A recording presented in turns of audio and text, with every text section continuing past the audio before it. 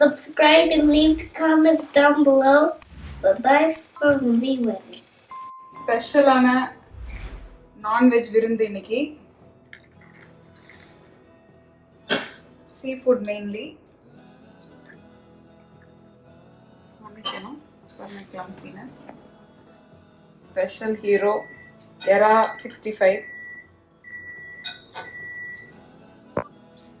Era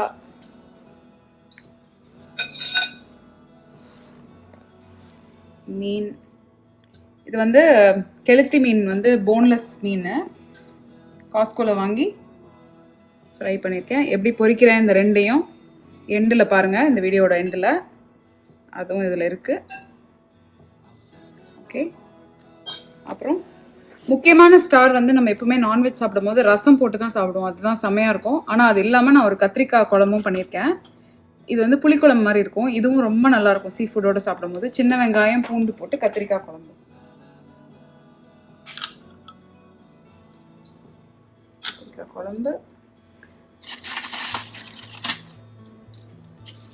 அப்பளம், இதுவும் இந்தியாவில் இருந்து வந்த அப்பளம். அப்புறம் சீ ஃபுட் வந்து தக்காளி ரசம்.